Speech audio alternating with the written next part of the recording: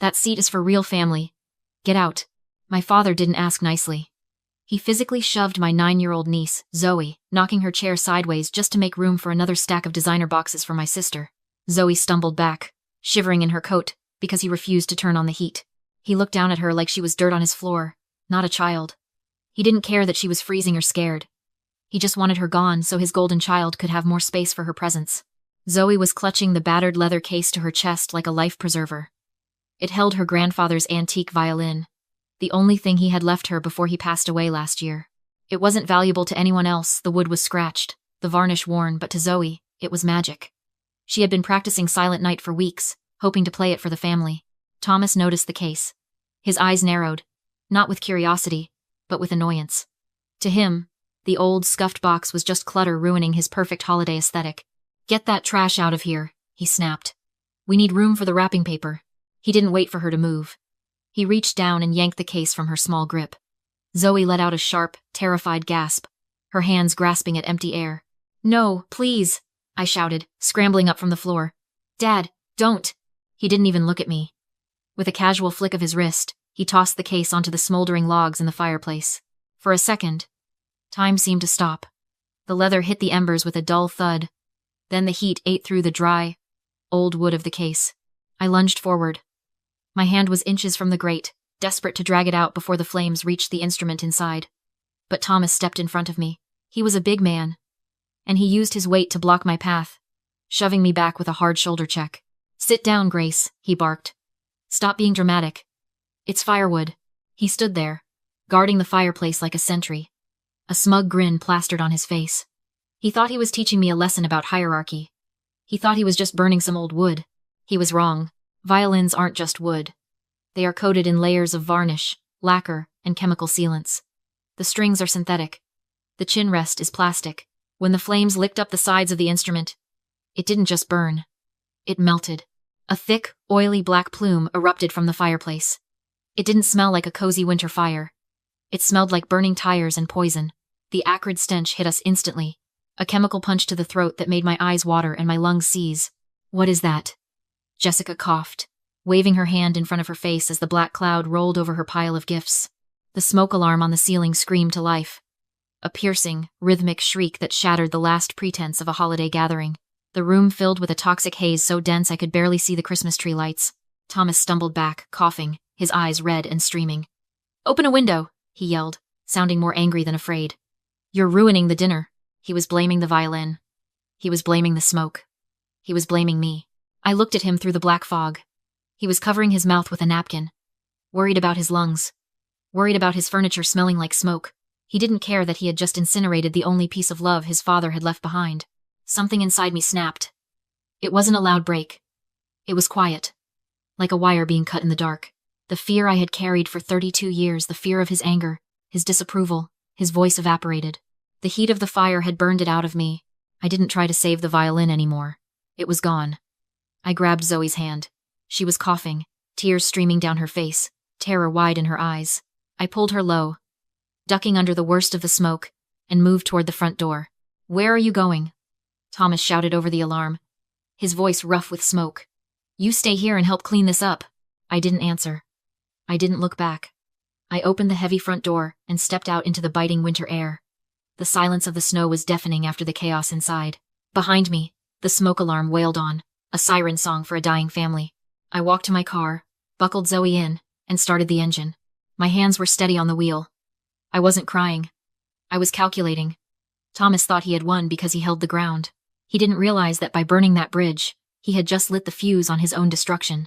I drove away, leaving the black smoke to settle into his curtains, his carpets, and his lungs. The trap was set.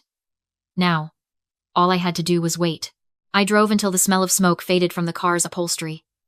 We ended up at a chain hotel off the highway, the kind with fluorescent lights and vending machines in the lobby. It wasn't home, but it was warm. I watched Zoe sleep in the other bed. Her chest rose and fell in a steady rhythm. The terror of the evening finally washed away by exhaustion. She looked so small against the white sheets. My father thought I was weak. He thought I was just Grace, the quiet one, the daughter who kept her head down and followed rules. He forgot what I actually do for a living. I am a risk auditor. I don't just look at spreadsheets. I look for the lies hidden inside them. I spend my days tracking digital footprints, untangling shell companies, and finding the one decimal point a CEO moved to hide $1 million embezzlement. People lie. Numbers don't. 6 months ago, the numbers told me everything.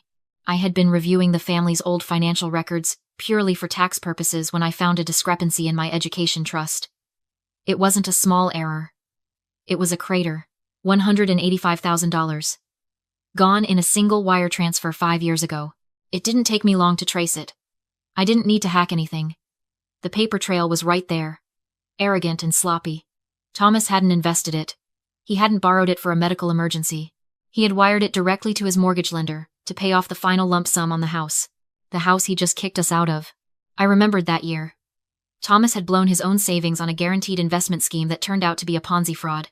He was terrified of losing his status, of the neighbors seeing a for sale sign on the lawn. So, he cannibalized my future to save his image. When I confronted him about it back then, he didn't deny it. He laughed. He sat in his leather armchair, swirling his scotch, and gaslit me with a smile. I put a roof over your head for 18 years, Grace, he said, waving his hand dismissively. That money was family money. I used it to secure our legacy. You should be thanking me, not auditing me. He thought that was the end of it.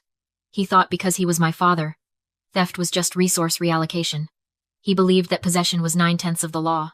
Since the deed was in his name, he was safe. But he missed the most important detail. The legal concept that puts people like him in prison. It's called a constructive trust. In the eyes of the law, if you use stolen money to buy an asset, you don't own that asset. You are merely holding it in trust for the victim. You are a squatter in your own investment. Thomas used my $185,000 to buy the equity in that house. That meant the equity didn't belong to him. It belonged to me. I sat on the edge of the hotel bed, watching the city lights flicker outside. Thomas was probably sleeping soundly in his smoke-filled kingdom, thinking he had won because he was the one holding the keys. He didn't realize those keys were already useless. I hadn't sued him for the cash. He was broke. I'd never get it back. Instead, I had gone for the jugular. I went for the house. He thought tonight was about a violin. He didn't know the papers were already signed. He didn't know he was living in my house. On my time. Waiting for my eviction notice. I pulled the duvet up over Zoe's shoulders. Thomas wanted a war over territory? Fine. I was about to show him that he was fighting on land he didn't even own. I knew exactly what people would ask. Why wait? If I found the theft 6 months ago, why let him humiliate us for another half a year? Why let him throw that violin into the fire? The answer is simple. I know Thomas. If I had confronted him the day I found the missing money, he would have exploded. He would have played the victim, rallied the family, and drained his remaining bank accounts to hire a lawyer he couldn't afford just to spite me. He would have dragged the lawsuit out for years, bleeding us both dry, and in the end, the house would have been sold to pay the legal fees. I would have won a moral victory and $0. I didn't want an apology. I wanted the asset. To get the house, I needed a default judgment. I needed him to fail to respond to the lawsuit entirely. And to make a narcissist ignore a lawsuit. You don't threaten him. You feed his ego until he chokes on it. I filed the civil suit for the stolen trust funds, and the petition for a constructive trust quietly. I didn't send a sheriff to bang on his door. That would have woken him up. Instead, I hired a private process server, who specialized in subtle delivery. It was a Tuesday in July.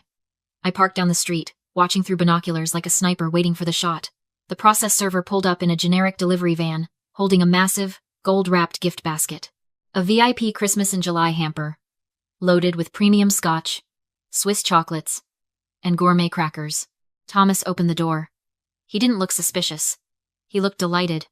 He saw the gold ribbon and assumed the world was finally recognizing his greatness. Signature required for the VIP package, sir, the server said, holding out a digital tablet. Thomas didn't read the screen. He scribbled his name with a flourish, grabbed the basket, and slammed the door. That signature was the lock snapping shut. Legally, he had just accepted service of the court summons tucked underneath the box of crackers. I watched him through the living room window. He tore into the basket, cracked open the scotch, and laughed. When he found the thick manila envelope at the bottom, he didn't even open it. He saw the legal letterhead, scoffed, and tossed it straight into the recycling bin. To him, it was just junk mail. Noise. Something beneath his notice. That was the moment I won.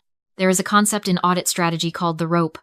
When you catch an executive embezzling, you don't stop them immediately. You step back. You let them feel safe. You give them enough rope to hang themselves. I gave Thomas 6 months of rope. I watched him burn through his final savings on a new lease for a luxury SUV he didn't need. I watched him throw a lavish anniversary party for himself, catering it with money that should have gone to a defense attorney. Every dollar he spent on his image was a dollar he couldn't use to fight me. Silence is a weapon. By saying nothing, I let him believe he was winning.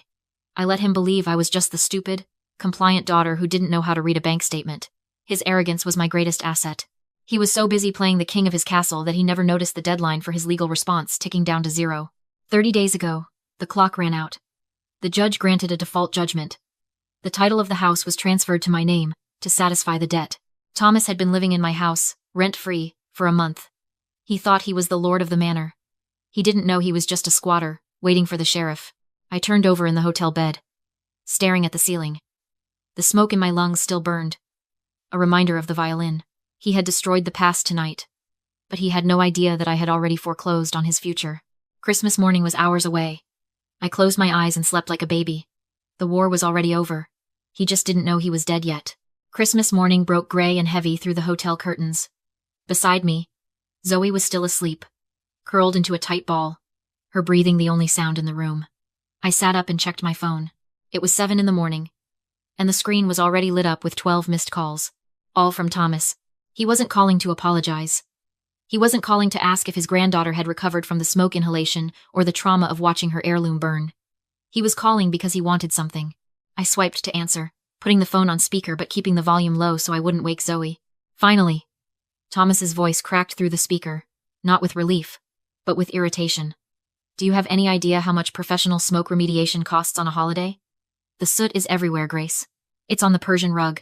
It's on the drapes. The smell is absolutely atrocious. I stared at the wall, feeling a strange sense of detachment. He was talking about dry cleaning bills while I was thinking about the fact that he had legally ceased to be the owner of that house 30 days ago. You're paying for this, he continued, his voice rising. I expect a transfer by noon. And tell your niece she needs to learn to be more careful with her toys. Clumsy. Just like you were. He called the violin a toy. He called the arson he committed an accident caused by a child. Are you listening to me? He snapped. I hear you, I said. My voice was steady, flat. I hear everything you're saying. Good. Don't bother coming back until you have the money. We're trying to salvage Christmas for Jessica, and your drama has already done enough damage. He hung up. The line went dead. He thought he had just issued an ultimatum. He thought he was the gatekeeper, deciding who was allowed inside the castle. He had no idea the castle had been sold out from under him while he was busy admiring his reflection. A second later, a text came through. Jessica, you ruined everything last night. The message read. Now the house smells like burnt plastic. You owe Dad an apology. The arrogance was almost impressive. They were demanding money from the woman who owned the deed. I looked at Zoe half asleep, rubbing her eyes, and typed one reply. I'll see you at 10 o'clock. Thomas would think I was coming to beg. He was wrong. At 5 to 10, I pulled into the driveway and blocked his SUV. A sheriff's cruiser waited at the curb. Sheriff Miller leaned against the hood, court order in hand. Thomas burst out in his robe, coffee mug raised. Finally.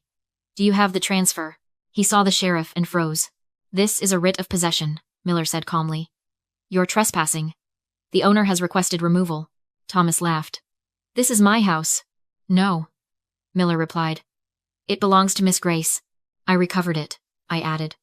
You bought it with money you stole from me. He stared, stunned. I'm your father, and I'm your landlord. His knees buckled. You have 15 minutes, Miller said. Inside, drawers slammed. Jessica stuffed handbags into a suitcase. Thomas grabbed electronics and ignored the photos. At 14 minutes they stumbled out. Time was up. I'm your father, he shouted. Where am I supposed to go? I don't know, I said evenly. And I don't care. Jessica's Uber arrived.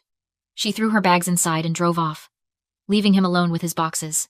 People would call this cruel. They didn't smell the smoke. They didn't watch a child freeze in the corner of a room. This wasn't revenge. It was surgery. I opened the windows.